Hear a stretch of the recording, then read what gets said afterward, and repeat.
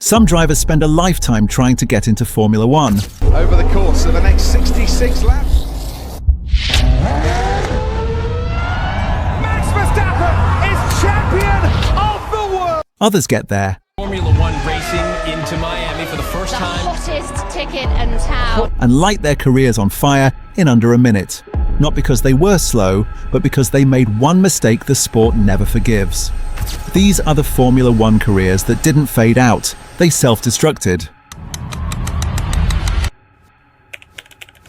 Nelson Piquet Jr. didn't arrive in Formula One unnoticed. He was fast in GP2, backed by Renault, and carried a name that still opened doors. Inside the paddock, he wasn't seen as a superstar, but he was seen as safe. The expectation wasn't championships, it was continuity. Learn the car, support the lead driver, build a career slowly. Nothing about his situation was fragile until it was. Singapore, 2008. Piquet crashes into the Paid wall. off when Piquet crashed heavily and brought out the safety car. At first it looks like a mistake, the kind rookies make, but that crash wasn't an error, it was intentional. When the truth emerged, the reaction was instant. Not outrage, not debate, silence. Teams didn't argue context, they made a note. Because from that point on, Nelson Piquet Jr. wasn't evaluated as a driver, he was evaluated as a risk. And once Formula One labels you that way, the career doesn't end loudly. It simply stops.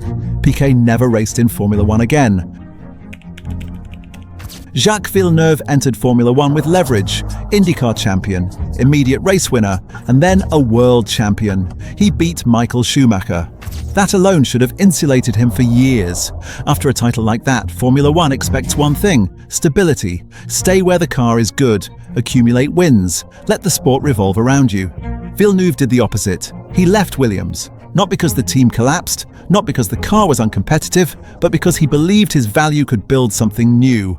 Bar wasn't a step forward, it was a pause. Formula One punishes pauses. The results declined quietly. No sudden drop, no scandal, just fewer wins, fewer cameras. Villeneuve stopped being the center of conversations, and in Formula One, relevance disappears faster than speed. By the time the grid evolved, Villeneuve hadn't. Younger drivers arrived, faster drivers replaced him. His name still carried weight, but not urgency. He didn't lose his career in a moment. He let Formula One move past him. He didn't crash out of the sport.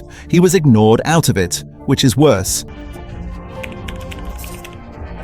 Pastor Maldonado didn't arrive in Formula One by accident. He won GP2, he earned his seat. And inside the paddock, nobody questioned his speed. They questioned everything else. Maldonado wasn't expected to be a champion. He was expected to be controllable, bring points home, keep the car intact, prove the speed was usable. He never did. Barcelona, 2012.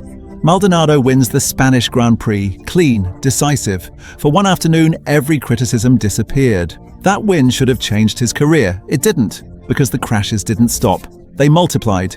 Each incident reinforced the same conclusion: fast, unpredictable, expensive. If Maldonado wasn't crashing, teams were waiting for the crash. And here's where the career actually ended. Engineers stopped chasing performance, strategists stopped taking risks. The team stopped believing the upside was worth the cost. Once a driver becomes a liability calculation, their future is already decided. When the money disappeared, so did Maldonado. The speed was real, the trust never was. Scott Speed entered Formula One at the right time.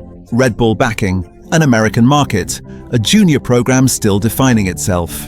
Opportunity wasn't the issue, the expectation wasn't dominance. It was discipline. Learn quickly, adapt quietly, survive long enough to improve. Speed never managed that part. The results were mediocre.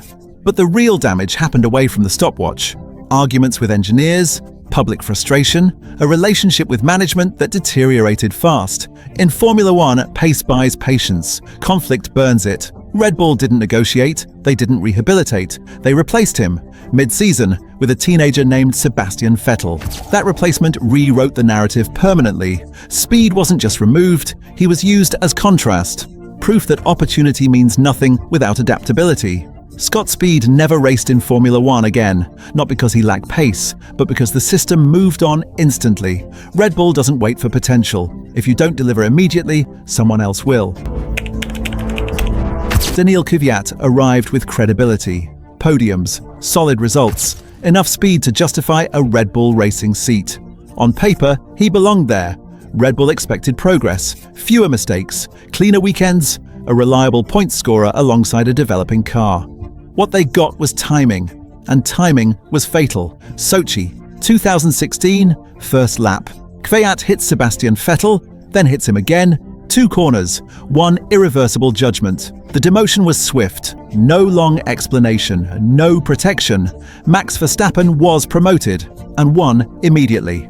From that point on, Kvyat wasn't evaluated on performance. He was evaluated in comparison. Every lap time, every mistake, against a driver rewriting the sport. Nobody survives that. In Formula One, timing decides everything. Kvyat's couldn't have been worse.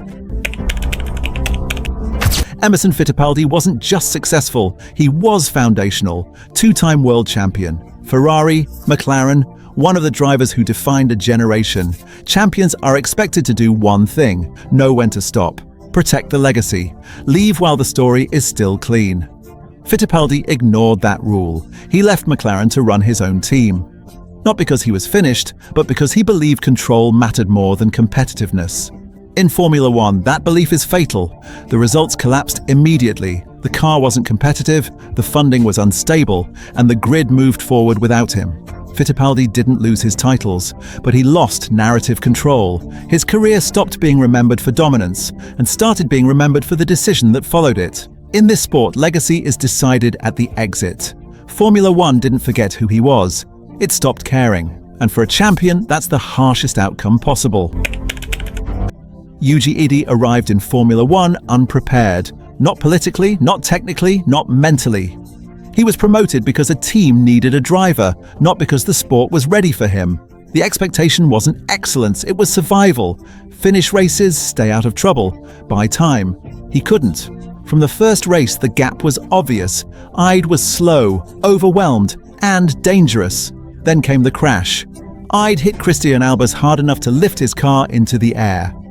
Formula One didn't debate development. It didn't discuss patience. Yuji Ide's super license was revoked mid-season. He didn't just lose his seat, he lost permission to participate. A distinction Formula One rarely makes and never reverses. Yuji Ide's Formula One career lasted 4 races, not because he failed to improve, but because the sport decided he never should have been there. If you liked this video, subscribe, like, leave a comment, and stay tuned for more great videos that are more than speed. Back on the gas and around the outside. That's the thing about that corner, it closes up. It's not a constant radius. Yeah, and there's a lot of rubbish on the outside of that corner as well. Yeah. Here's Michael.